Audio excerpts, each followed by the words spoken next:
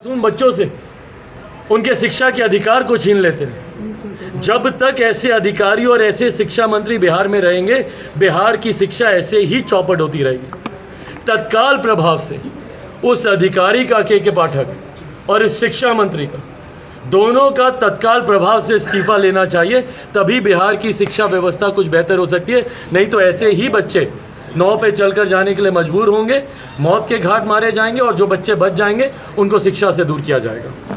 जिले के गायघाट प्रखंड के मधुरपट्टी घाट में गुरुवार के दिन एक नाव पर 30 से अधिक स्कूली बच्चे सवार होकर स्कूल जा रहे थे। उसी क्रम में नाव पलट गया, जिसके बाद सभी बच्चे जो हैं वो पानी में डूब गए। जिसके बाद गांव में सूचना मिलते ही गांव में अफरा तफरी का माहौल हो गया। एसडीआरएफ की टीम लगातार उस दिन से जो है वो खोजबीन कर रही है बच्चों का। अभी तक बता दें कि जानकारी के अनुसार कुल 5 शव बरामद किए गए हैं, मगर अभी भी बहुत सारे ऐसे बच्चे हैं जिनका अभी कोई अता पता नहीं है। इसको लेकर लगातार जो है जिला प्रशासन वहाँ अलर्ट है अब, और जो भी नेता विधायक मंत्री है वो वहाँ पे पहुँच रहे हैं, परिजनों से मुलाकात कर रहे हैं। इसी क्रम में आज जमुई के सांसद चिराग पासवान भी उस गाँव में पहुँचे और वहाँ परिजनों से मुलाकात की, जिसको लेकर जब हमने उनसे बात की तो उन्होंने मुख्यमंत्री नीतीश कुमार पर निशाना साधते हुए जमकर बरसे और कहें कि जिस तरीके से वो ढिंडोरा पीटते चल रहे हैं कि लगातार विकास कर रहे हैं, अगर विकास हुआ होता तो शायद ऐसा दिन नहीं देखना पड़ता। और उस गांव में एक स्कूल तक नहीं है, जिस स्कूल जाने के लिए बच्चों को नाव से इस पार से उस पार जाना पड़ा, जिसकी वजह से ये हादसा हुआ। वहीं साथ में शिक्षा मंत्री चंद्रशेखर और के पाठक पर भी उन्होंने जमकर निशाना साधा। क्या कुछ कह रहे हैं ये सुनते हैं। पहली बार गए थे सर, परिवार से मिले हैं सर, क्या कहेंगे? भाई कल जिस तरीके से ये घटना घटी, जो पूरी तरीके से प्रशासनिक लापरवाही का जीता जागता प्रमाण है। अगर प्रशासन ने और राज्य सरकार ने थोड़ी सी भी मुस्तैदी दिखाई होती और मेरे मुख्यमंत्री नीतीश कुमार जी जो इस बात की दुहाई देते नहीं थकते कि अरे हम तो कितना काम किए हैं, कुछ लोगों को दिखाई नहीं देता है, हम तो सिर्फ काम करते रहते हैं, हम इन सब बातों पे ध्यान नहीं देते। अगर आप क्या काम पे सही में ध्यान देते मुख्यमंत्री जी, तो आज इतने परिवारों के बच्चे, आज उनकी मृत्यु नहीं होती। किसी ने अपने बच्चे को खोया, बच्ची को खोया, किसी ने अपनी माँ को खोया, किसी ने बाप को खोया। खाने कमाने वाला एकमात्र सदस्य परिवारों से चला गया। और ऐसे में संवेदनहीनता की पराकाष्ठा देखें। मेरे मुख्यमंत्री उस दिन इस जिले में होने के बावजूद आप सब साथियों से बातचीत के दौरान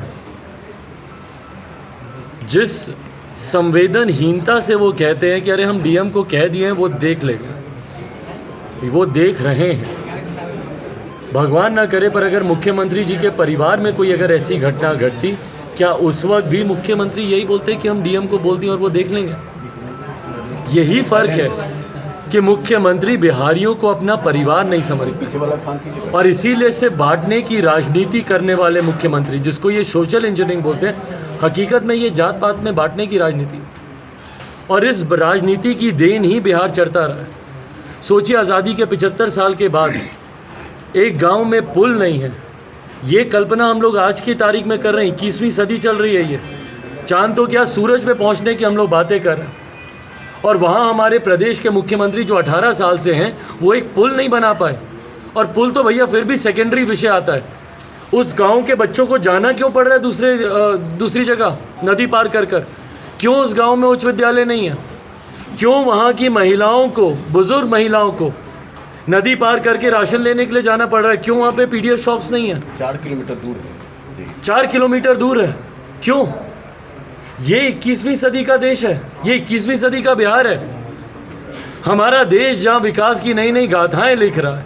प्रधानमंत्री जी जब G20 के तमाम राष्ट्रीय अध्यक्ष आते हैं तो उनको नालंदा यूनिवर्सिटी की तस्वीरें दिखाते नहीं थकते, और आज हमारे बिहार के बच्चों को नदी पार करके जाना पड़ रहा है। आज की भी तारीख में एक वो हम लोग का गौरवशाली इतिहास था, और एक आज मुख्यमंत्री के 18 साल के शासन में बिहार का गौरव पूरी तरीके से समाप्त हो गया, और आज परिस्थिति बद से बदतर हो गई। कौन जिम्मेदार है भैया? 18 साल इनकी सरकार, 33 साल का ये गठबंधन की सरकार। आज जो बिहार में सरकार चल रही है, किसके ऊपर आप कीजिएगा आरोप प्रत्यारोप, किस पे कीजिएगा भैया? इससे पहले जिनकी सरकार थी वो आज आपके साथ सरकार में है, जिनको आप जंगल राज बोलते थे और जो आपको पलटू राम बोलते थे, दोनों के साथ तो मिलकर आप लोग सरकार चला रहे हैं। और बिहार की ये हालत आपने कर दी। और शिक्षा मंत्री, शर्म आनी चाहिए उन्हें। बिहार के बच्चों से, उन पीड़ित परिवारों से मिलना तो दूर, जाति धर्म में कैसे देश को बांटा जाए उसकी राजनीति वो खेल रहे हैं। रामचरितमानस को वो गाली दे रहे हैं, सनातन धर्म को समाप्त करने की बात कर रहे हैं।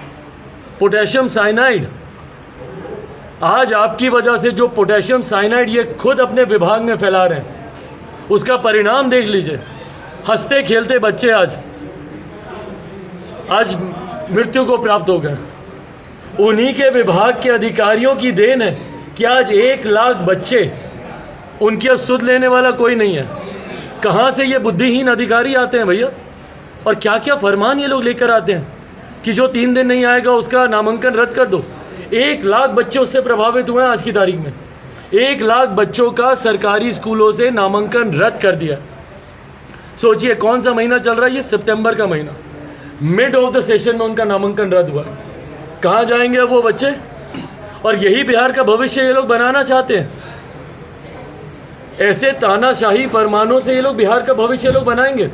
अरे जिन लोगों को विभाग चलाना नहीं आता, जिन लोगों को विभाग की जानकारी नहीं है, ऐसे अधिकारियों को मुख्यमंत्री जी ने अपना प्रिय बनाकर बड़े बड़े विभागों की जिम्मेदारी दे रखी है।